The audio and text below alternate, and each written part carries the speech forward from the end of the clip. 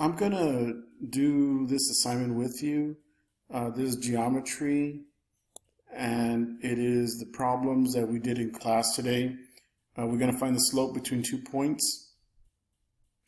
Remember that m represents slope, and we have y2 minus y1 divided by x2 minus x1. So these are the 2 points, and I'm going to say that this is my first point, and this is my second point. So we have y2, which is going to be 0, minus y1, which will be negative 1, divided by, usually people put parentheses, x2, which is 3, minus, and then parentheses, negative 1. So we have a minus and a negative, that's going to be positive, so that's 1 over 3 minus a negative 1, which gives you 4. So m for answer 2 is going to be 1 over 4. We have 1 over 4. And you can also do your right triangle, and you will see that the slope is 1 over 4. I'm going to use the same formula for number 4. And what I'm going to do, so you can remember, this is x1, this is y1, this is x2, this is y2. So I'm going to go ahead and make it a little bit larger, and I'm going to say m, and I guess I'll use a different color. We say m equals y2 is going to be negative 6 minus, and then you want to use parentheses, negative 2 divided by negative 3 minus parentheses negative 6. Now I want to make sure that I do it correctly. So your y2 is negative 6 minus y1, which is negative 2, negative 3 minus a negative 6. So we have a negative and a negative, which is going to be positive. So you have negative 4 divided by a negative and negative positive, so that's going to give you 3. So our slope will be negative 4 over 3.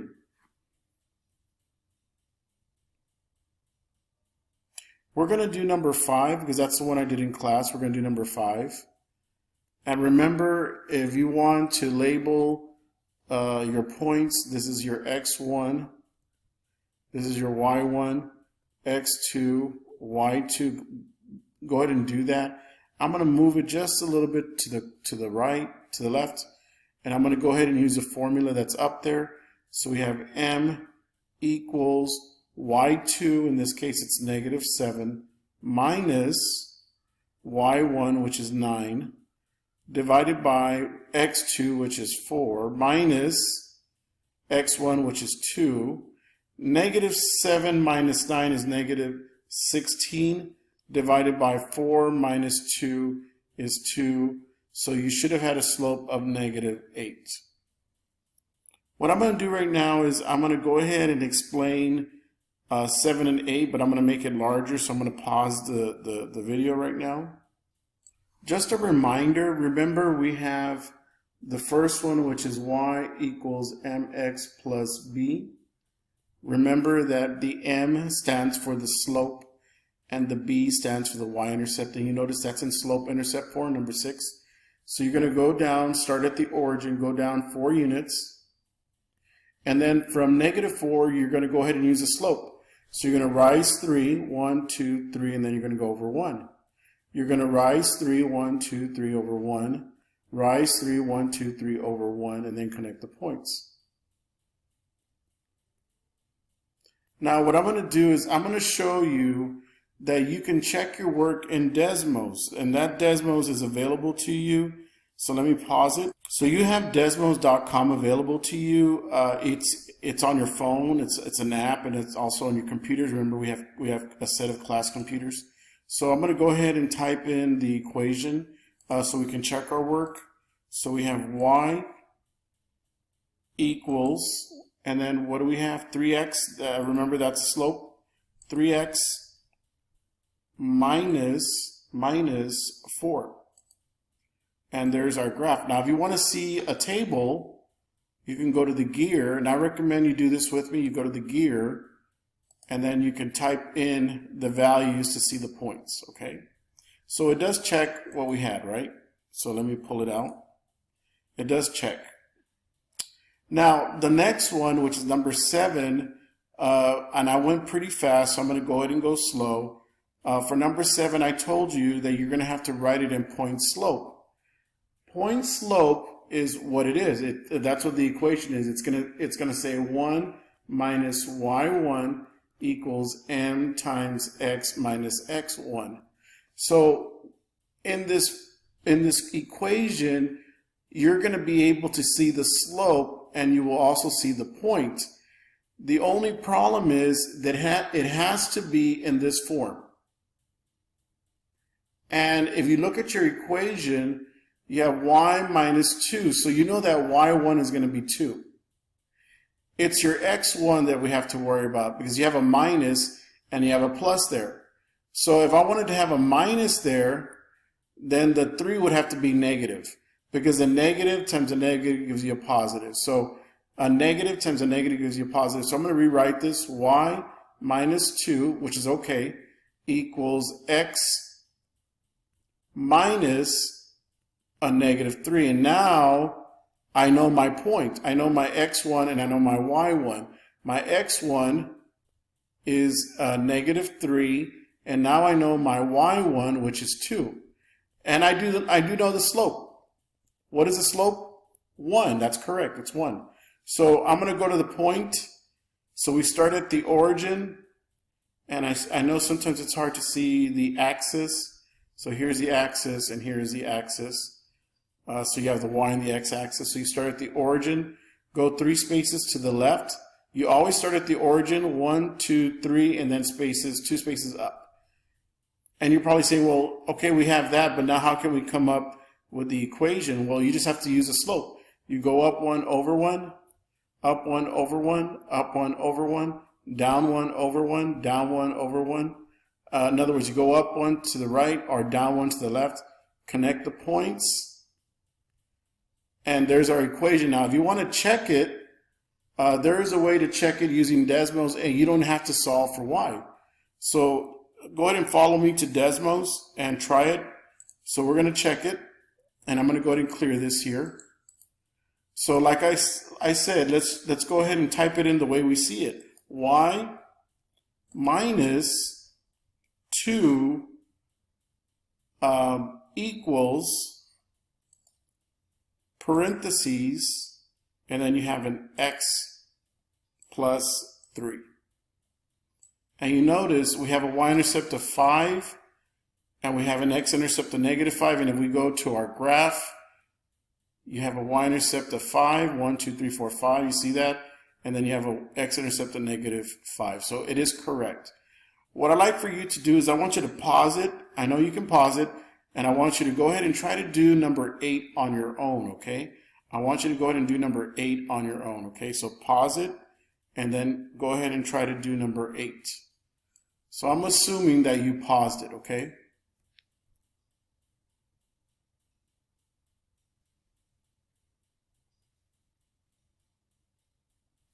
So we notice that we can't identify the point in this form.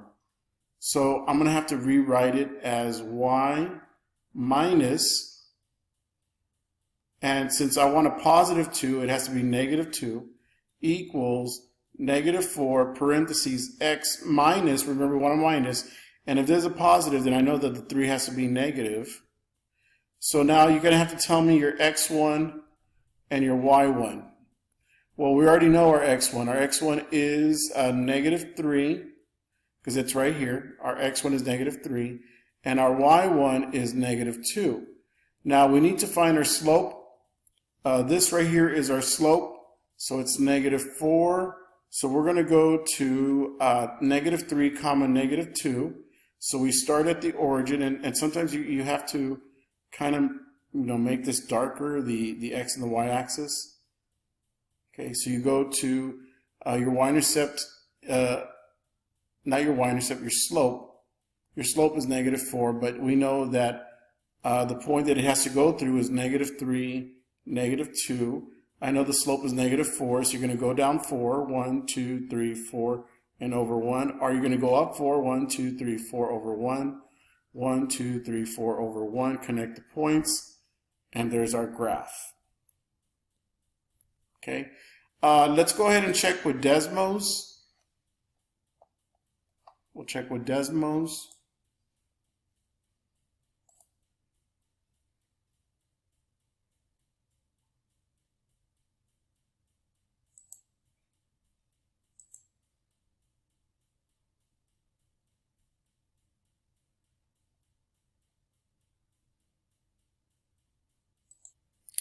So we're going to check with Desmos. We're going to go ahead and add y plus 2.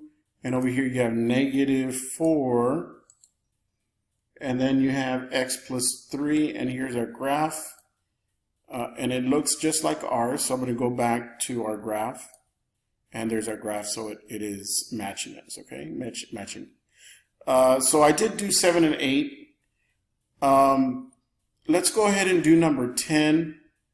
We did that in class, number 10. It says use the given information to write an equation for each line. We do have the slope for number 10. The slope is -1/3, and we have the y-intercept, which is -2. So you are going to use what we call the slope intercept. So mx plus b is called the slope intercept form. It's a slope intercept form. And the reason why it's slope intercept form, because m is a slope which is -1/3. X, and then the y-intercept here is -2.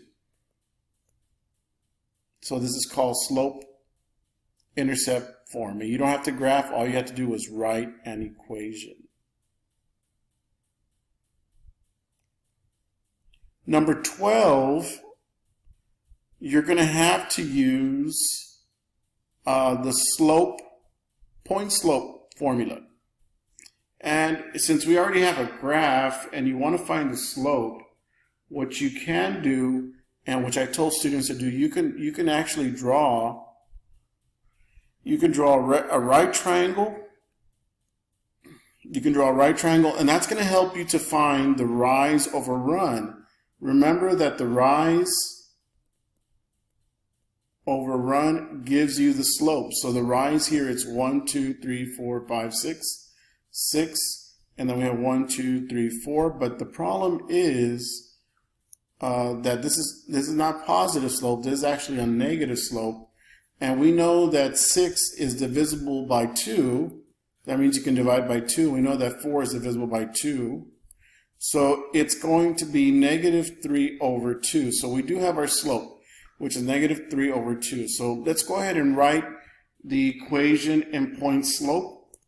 Remember, point slope is going to be y minus y1 equals m times x minus x1.